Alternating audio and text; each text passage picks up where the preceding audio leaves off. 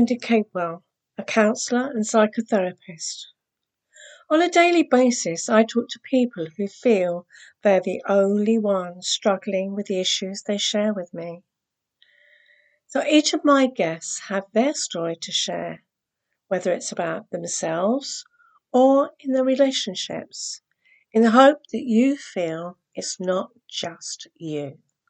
Welcome to my podcast today, and we're going to be talking today about money. Money is such a difficult subject at times. We all need it because we can't survive without having money. But there's a number of times it creates problems with couples. But it's all okay because today I've got the solution. I've got someone who can help us all with it. Emily Blain, welcome today. And she is a premarital financial coach who helps couples talk about money without fighting. That sounds amazing, Emily. So welcome, and please tell the listeners and myself more about you. So as Wendy said, I am a premarital financial coach, and I'm based in Minnesota in the US. And as she said, I help primarily engaged couples talk about money without fighting. With everything in a relationship, we have all sorts of expectations and assumptions and generally baggage, whether a little bit or a lot, whether good or bad.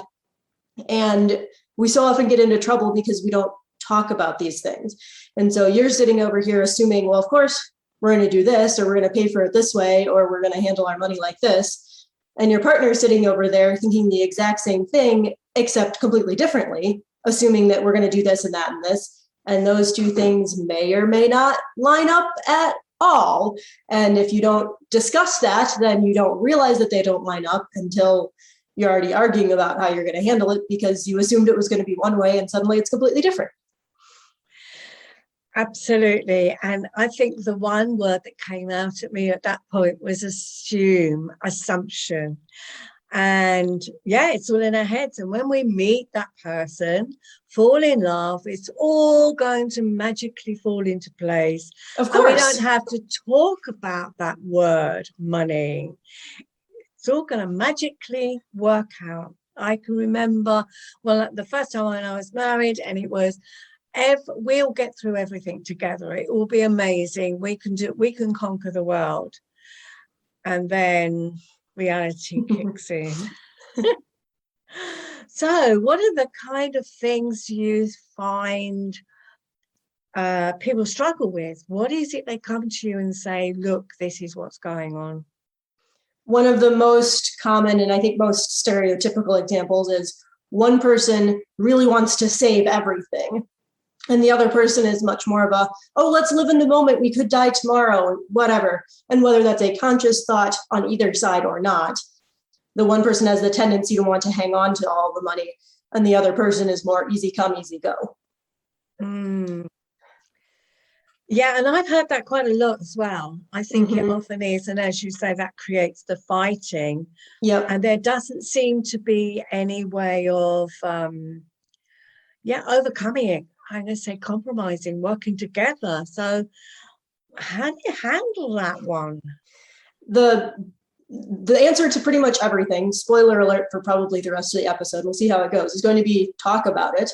But for me, when I'm working with a couple where one person's like, no, we need to save so much money. And the other person's like, okay, fine. I see that saving is probably theoretically good, but I also want to have fun.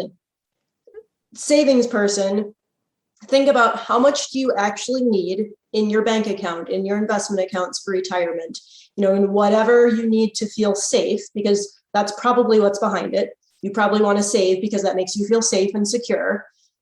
How much do you actually need? Do you need $5,000? Do you need $10,000? Do you need $100,000? How much do you need and when to have that sense of security?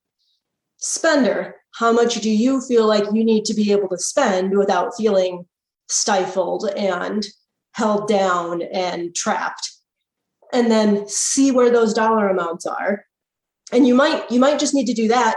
And you might be like, oh, wow, we're actually on the same page.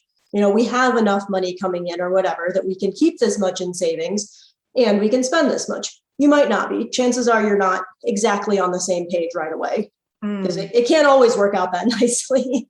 But if you can see, if the spender can see, oh, my partner really wants this much. How can we get to that much? And the other person can go, oh, they want that much. Well, that seems ridiculous. Okay, so then say, to me, that seems really frivolous because here's the other things we could be doing. How can we balance that out? Can we cut that down by a little bit? Can we take a step back and go, okay, so that seems frivolous. Why? Do you have the money to be spending that much? If you do, does it matter? If you're still meeting, this is what you said you needed to feel safe and secure, and this is how much is left. So how do you feel about letting some of that go, about being a little bit looser than maybe you're used to being?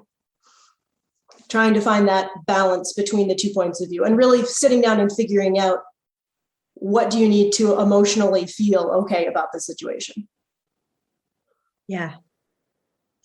And I think that is it, because the saver just has, obviously they've got baggage around it, and that worry about lack of money probably in their past, or maybe on a really tight budget anyway. And the one who wants to spend, maybe their baggage is that maybe they did grow up in a no money situation or tight budget, and they just all of a sudden it's freedom. Or they may have been the opposite and had lots of money growing up, and therefore they can't understand about budgeting. So yeah, it's often the baggage that they bring with them, isn't it? Yeah, and as you said, it can go either way. And you can get any sort of money personality from any sort of background, whether it's, oh, we had lots of money, so I can just throw money away and there's always more. Or we had lots of money and I need to make sure I also have lots of money, so I have to save everything so that I can live up to that standard, whether that's that I set for myself, that my parents set for me, that I feel like society has set for me. It can end up going in any direction, which is super fascinating, I think. It is fascinating. And I think it is about talking and being honest with each other. So what about how much percentage-wise do you suggest that couples have put aside, rainy day money? Is it going to be a month's salary, or is it going to be 2 months? How do you figure that one out? Because I think that's quite a big one, because too often couples, individuals even, they just live hand to mouth, and then when they have an emergency come up, they haven't got that money in the bank. Right. As a lot of things financial related, it depends. If you're making a lot of money and you have 2 incomes, and it's less likely that you'll both lose your job at the same time, you maybe don't need quite as much.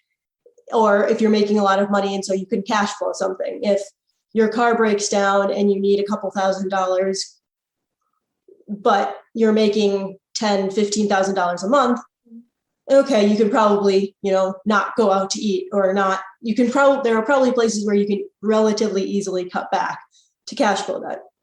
If you're making $3,000 a month, and an emergency, your car breaks down, you need a couple $1,000s, that's going to be a lot harder to cash flow out of pocket, because that's your entire month's income. So that plays into it a little bit. A general standard would be probably between 3 and 6 months, ideally, of income. If you have investments that you can pull from if you have to, you can take that into account. If you have family that that you could borrow money from and they wouldn't hold it over your head, because obviously that's also a thing when it comes to money, is how do the people loaning you money or who you loaned money to view money?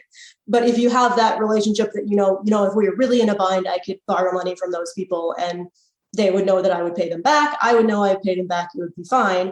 You can take that into account. So you could look at all of those. If I had $0 in my bank account, what could I do?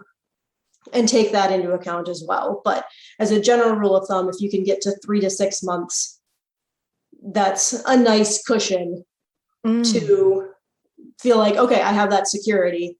If I lose my job, I have some money there. If my car breaks down, I have some money there. If, as happened in my life a couple months ago, you find out that your toilet's been leaking for who knows how long and you have to rip out a whole bunch of wall and put it all back together. You have the money there to pay for all of that that comes along. So having that 3 to 6 months is ideal. Yeah. And again, it does depend on your circumstance. You're right. But I think, again, having that conversation, as it is back to conversations, but it is, I think too often, again, it becomes a big problem because the money's not there. And okay, if you are on a tight budget, and quite often couples, when they're getting married, they don't have a lot of money, and that could be hard to find. But equally,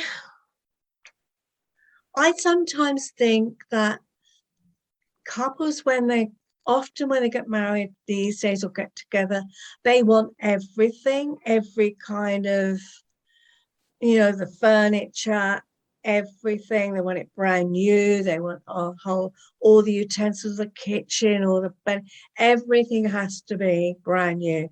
And they'll often get it on a credit card, but then they've got themselves into that state, that difficult state immediately. And I'm going to offer a little bit here, because hang on a minute, you can make do and mend. You can, you can borrow, beg and steal from family members or friends or whatever. You're throwing that out? Okay, let's have that. And then save up and decide, because I think that cushion is, for me, I think it's so important. Yeah, I agree.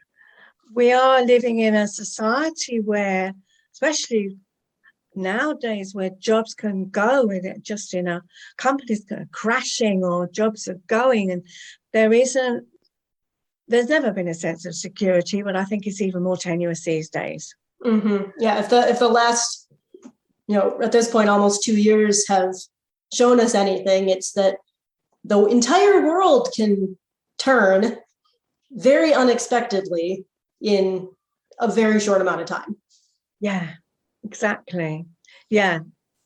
Okay, so what else comes up for you then with couples? What else have you encountered? Well, when you're getting married, there's a lot of things, looking, okay, we're going to do this, we're going to do all these things. And usually all of those things have a financial component, whether it's we want to buy a house, whether it's we want to buy a different house if one of you had some land, some property, a house, whatever coming in, whether it's we want to have kids, whether it's, I wanted to have a career change that you should know about that maybe has financial implications, whether it's salary implications up or down, whether it's going back to school. So that's one thing that I help my couples do. I have a goals worksheet that I'm like, here are some, big picture, like house, kids, education. I don't remember what all is on there, but it's several different things of these things have financial implications. Like for kids, are you going to send them to, are you going to hire somebody to come to your house to take care of them? Are you going to send them to a big daycare center? Are you going to send them to one person's house who takes care of 1 or 2 families? I don't know how many childcare options there are everywhere else in the world, but there's a lot of childcare options in the US, and they're all expensive, but some are more expensive. So is one of you going to stay home with the kids? If you get married and you have been thinking, I want to be a stay-at-home parent, and the other person has been assuming that they're going to marry somebody and they're both going to keep working and have kids and send them to childcare, you need to talk about that, because that has financial implications. That also obviously has huge lifestyle implications. So, and lifestyle wise, even something as simple as, do you want all brand new furniture? Do you really like thrifting? Do you like finding things in secondhand stores or on Facebook? Or, that also has a big budgetary difference. Are you spending $50 on a couch, or are you spending $5,000 on a couch? All of those things that you can come in assuming one thing and go, wait, you have really? People think that? And you got to work it out somehow. Yeah, I think you're so right because our norm is all we know. And therefore, if we haven't experienced or encountered somebody who comes from a different background, thinks differently, has different viewpoints, it just won't even enter our heads. Well, Mm-hmm. of course you do that. Of Yep. course and it's, well, hold on a minute. Well, I just assumed we would handle it this way. Well, I assumed we would handle it this way. Well, now what do we do? Now we're stuck because we both just assumed this. And if you don't, the earlier you can talk about things before you have to make a decision on it, the better. If you're trying to, if you're looking at houses, if you're walking through a house with a realtor and you're discussing what you want in the house, that's probably a little bit too late. You probably should talk about that before, which obviously most people are going to do. You're going to sit down, say, oh yeah, I think we want this many bedrooms and bathrooms and whatnot. But if you're already looking at the house or you're putting in an offer on the house and arguing about, well, no, I think we want this and that, that's too late. The earlier you can do it, then the less pressure there's going to be on making those decisions. And then the less tension there's going to be and the less fighting there's going to be and the more happy, loving couples we'll have in the world, hopefully. Yeah, definitely. Okay, so we've got this couple who are in love and they are floating into their world and they haven't even thought about bank accounts, who owns what, whether it goes in a joint bank account, whether they have their own money, all of those things.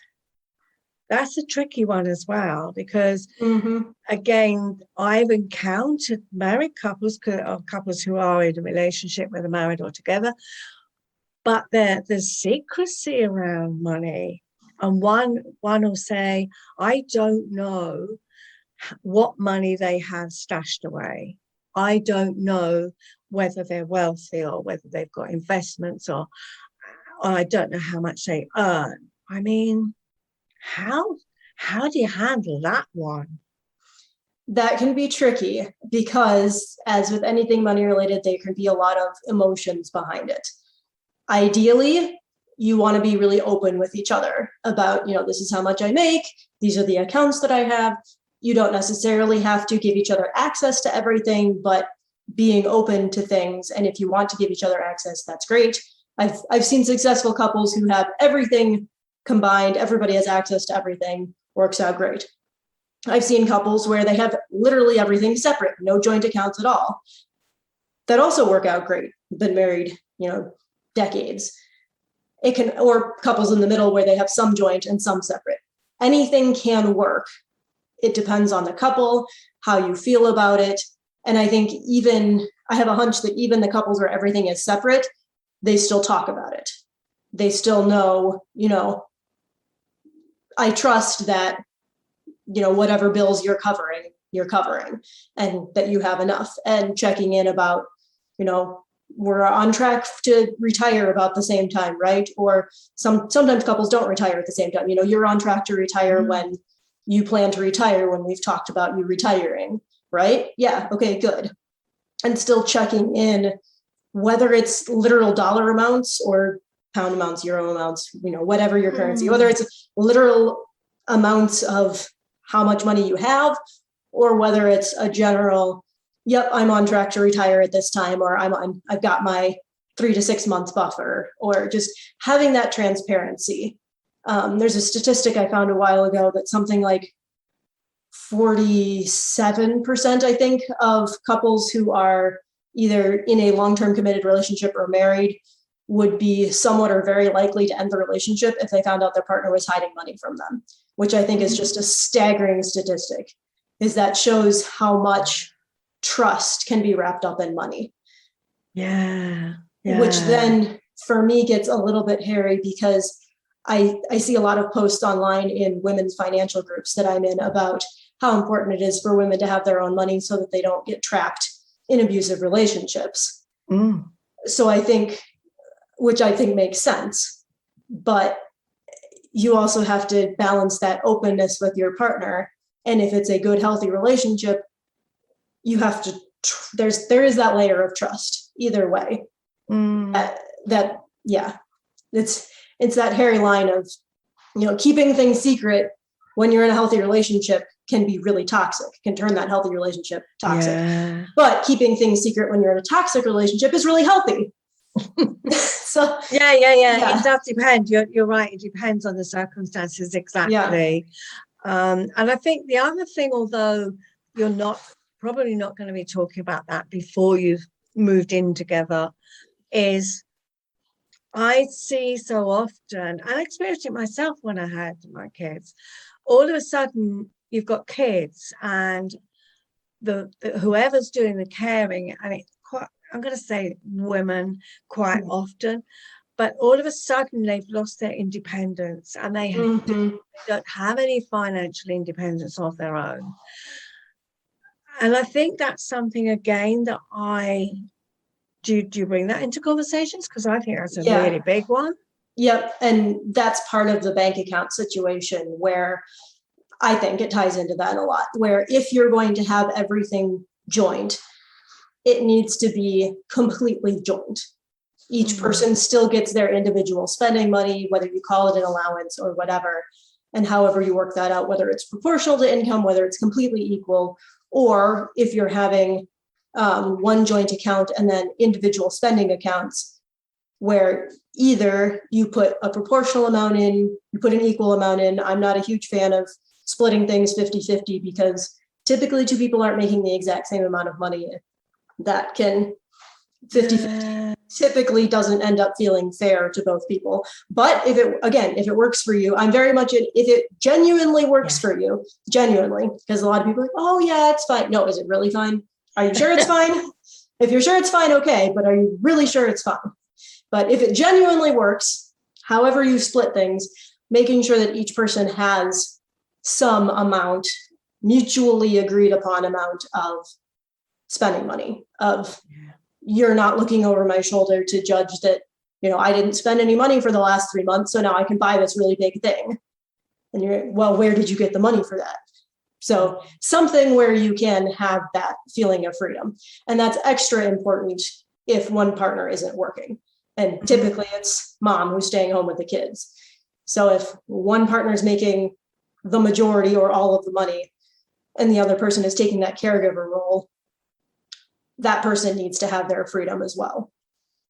And be recognized for the work they're doing. They're doing work, exactly. It's just unpaid. Yeah, exactly. I was going to say that they are doing work, and if you had to pay for that, it would cost more than you probably are spending, basically. And probably by a significant amount. Yes, exactly.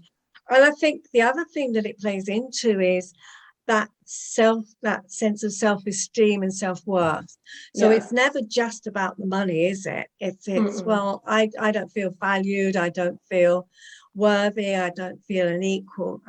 So all of those things, I think what whatever we talk about, it is about, you're saying, and I agree, that it's about being open and honest, and whatever genuinely works for each couple is okay, as long as they genuinely agree.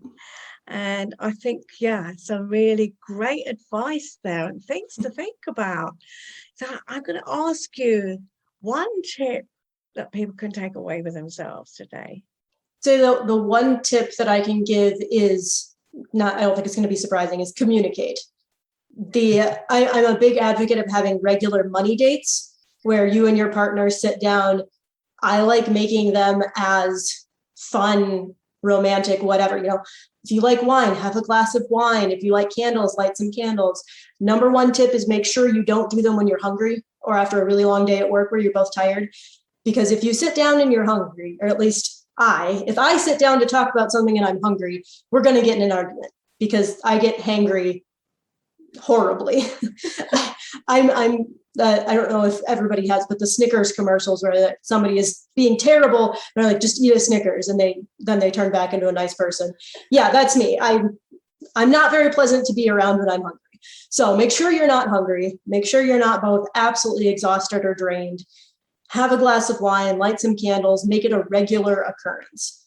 Because if you're talking about things, like I said a few minutes ago, if you're talking about things before you have to make the decision, saying, I know coming up we've talked about this, so let's start talking about it now. And if you know that you're going to be talking about money things, then it doesn't feel like your partner said, hey, by the way, we have to talk about this. Like, oh, I know we're going to be talking about money things on Friday evening or Wednesday night or Saturday morning or whenever you choose to do it, whether it's weekly or bi-weekly. Sometimes it might literally be, okay, so let's grab our glasses of wine, let's sit down. What do we have to talk about? Nothing? Everything good? Great, okay. And now you got a nice glass of wine and you can go watch Netflix. There might be nothing to talk about, but having that space can be really crucial. I think that's a really great tip. Absolutely. I love those. I love that. Yes. Not when you're hungry or tired. Absolutely not. Never have a serious conversation when you're hungry and tired. No, that's a surefire kind of, ignite the blue touch paper and step away. Yeah. Oh, I've loved talking to you today, Emily, and I hope the listeners have too. And I will put all your details, your contact details in the show notes. One easy way that people can get in touch with you. My business name is Dream Big Financial Coaching. So that's my website, dreambigfinancialcoaching.com. And you can also find me on Facebook and Instagram under Dream Big Financial Coaching.